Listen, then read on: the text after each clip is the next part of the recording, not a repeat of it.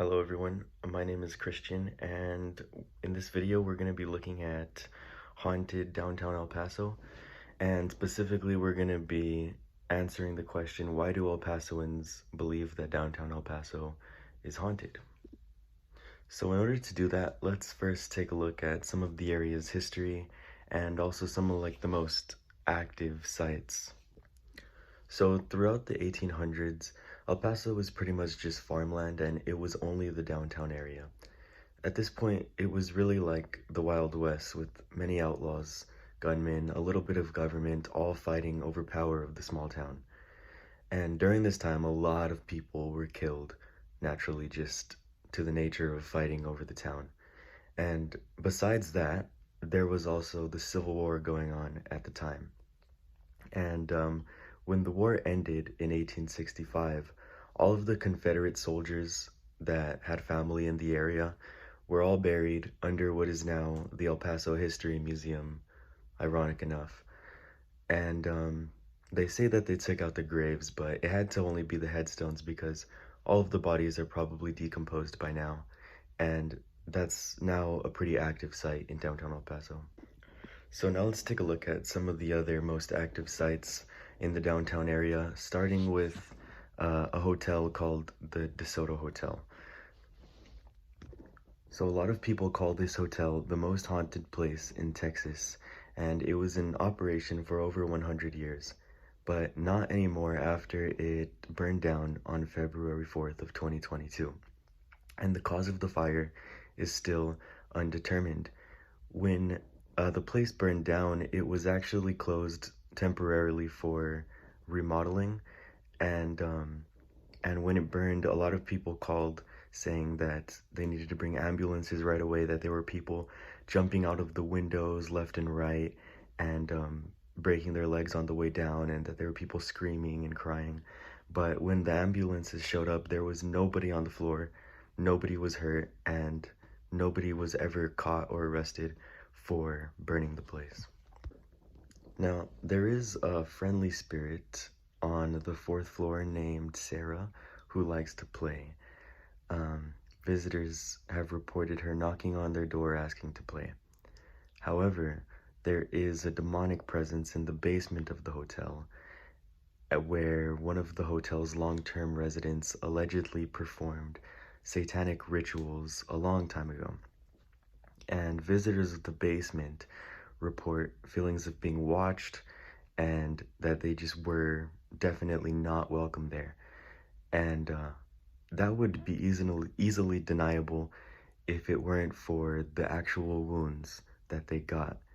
People have been hit, scratched, pinched, and even bit down there, and their wounds were real and unexplained. And apparently, if you walk through the halls of the abandoned hotel now with a partner, you can feel somebody walk between you guys. Next, I want to talk about a very infamous gunman named John Wesley Hardin, who apparently said some really personal things to the sheriff or constable of El Paso when he arrested his girlfriend for prostitution. And apparently the constable was really hurt by the things that he said, because later he found Hardin gambling at the Acme Saloon and shot him in the back of the head. And he was later released on bail because he said that it was self-defense. And now you could see, or some people see, Hardin walking from just up the sidewalk where that plaque is and going into what used to be the Acme Saloon and swinging open the doors like if they were saloon doors. And funny enough, the constable was actually shot later by the marshal after having a little bit too much to drink at the saloon that Hardin used to own, and telling him that it actually was not self-defense. This is what it looks like now where the Acme Saloon used to be. You could see that plaque of John Wesley Hardin just to the left there on the wall. And that dress shop on the corner is what I want to talk about next. So there was once some workers there who heard scratching in the walls and thought that there were rats. and later they smelled a horrible smell and called an exterminator. And they found a dead body in a well-like hole in one of the walls with scratches on the walls, and his fingers were wore down to the bone. And now the workers of the dress shop say that at night you could hear screaming and scratching even though there's nobody there anymore.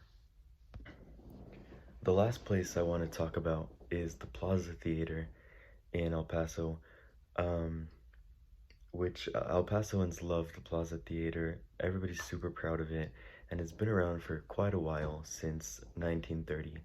Uh, and I was able to talk to one of the workers, actually, uh, who said that she had heard people talking when there was nobody there, and that she knows other workers have seen people who are not there, and that one of the workers, specifically a cleaner, once smelled tobacco, like smoke, cigarette smoke, when they were closed, and she didn't think anybody else was there, and there's no smoking allowed anymore.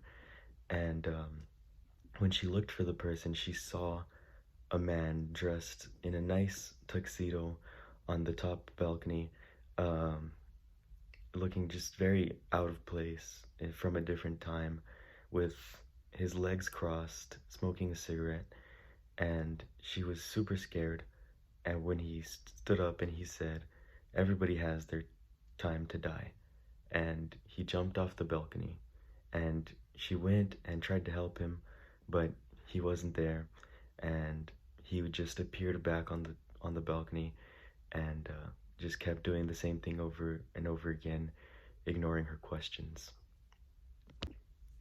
To wrap things up here, I want to re-ask the question: why do El Pasoans believe that there are ghosts in downtown El Paso, or that it's haunted?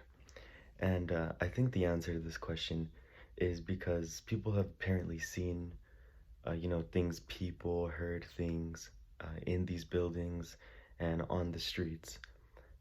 But I think that really the reason, mainly, is because of the storytelling that happens. Most people probably haven't seen anything supernatural. I know I haven't, and I've been to these buildings multiple times now, trying to experience or wanting to experience something supernatural, and I never have. So I think that the main reason is that, these stories get spread from person to person, which I think is a really beautiful thing for the community. And another reason is because of the businesses that rely on this to stay afloat, like ghost tours. There are multiple ghost tours, little haunted shops, haunted pawn shops who claim to sell things that are haunted, who spread these stories. Thank you guys for watching. I hope you guys learned something about my hometown, El Paso, Texas, and I hope you guys have a nice day.